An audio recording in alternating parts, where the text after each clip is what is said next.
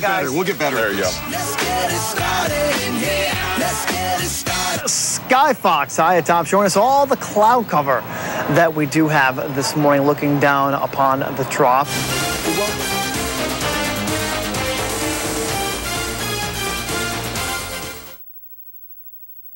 I mean, it was like a bomb explosion. You know what I mean? Rattled the island. Sean Gleason and his buddy tell investigators what they saw Saturday afternoon. These are pictures taken moments after the boom.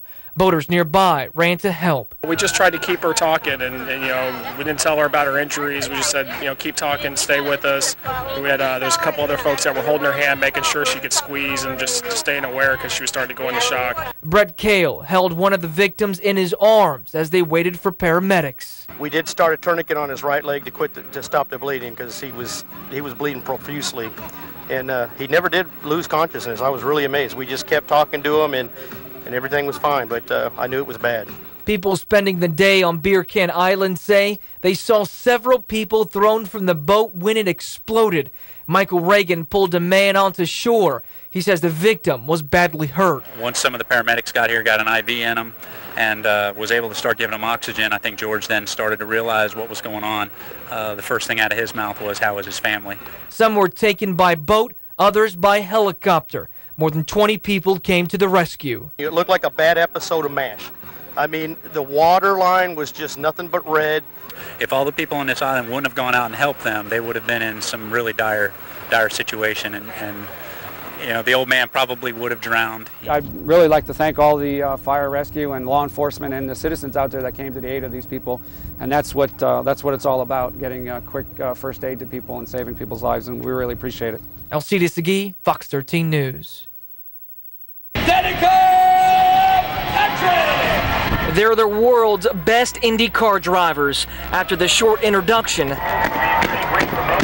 the race is on. Indy cars take over the streets of downtown St. Pete. Speeds top 180 miles per hour, tight turns, and it's all happening feet away from fans.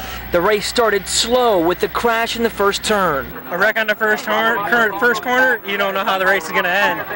So it just makes it so much better. John Keeley and his buddies have been partying most of the day. They picked this spot because of the elevated view of the 1.8-mile track. When they come around there, I don't know how fast they're going, but it looks pretty fast, and they're coming around sideways, and you always think they're going to hit the wall. Tens of thousands have made the trip, including dozens of media outlets from around the world. Some have traveled thousands of miles for the race. I like this area. This is a kind of resort type of atmosphere here. So everybody's have a lot of fans. Some fans go shirtless. Others spend nearly $100 on jerseys of their favorite driver. By far, the crowd favorite is Danica Patrick. She's my favorite driver, and like I said, I give her all the respect in the world, being the only girl out there doing it with the boys.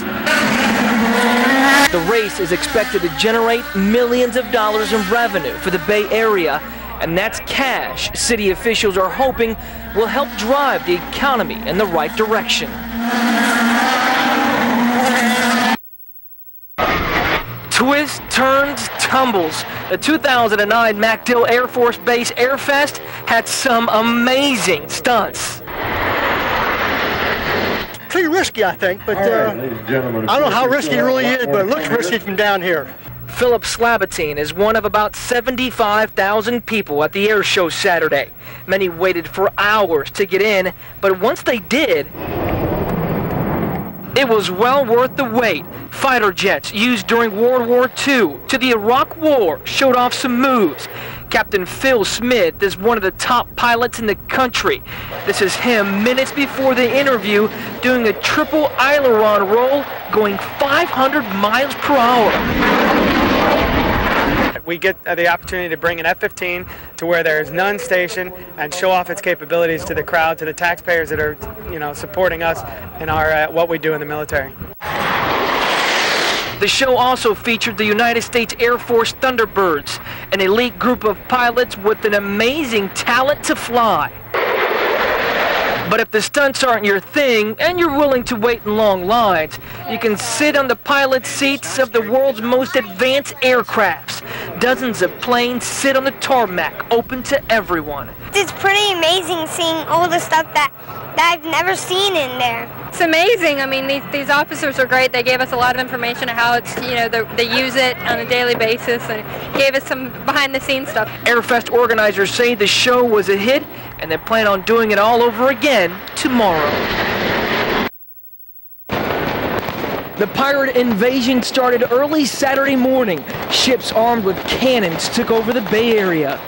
By mid-afternoon, the party was underway. Tens of thousands of screaming fans packed Bayshore Boulevard. Some traveled a long way for the celebration. Cowboys, pirates, we love it! Tennessee loves Tampa! Yeah! All the way from England to Gasper, England! For your Tampa Gasparilla! It's awesome! This is worth the flight! You having a good time today? Oh, we're absolutely having a good time. We've got 120 members from Clearwater, and we are having a ball out here. Give it up for the man! Give it up for the man! The Fox 13 crew got in on some of the action. By the end of the day, nearly everyone walked away with pirate treasure and a real good time. Everybody's here to have a good time. You know, they talk about the things that they see that don't go so well. We've never seen any of that. Catching bees out here, drinking beer.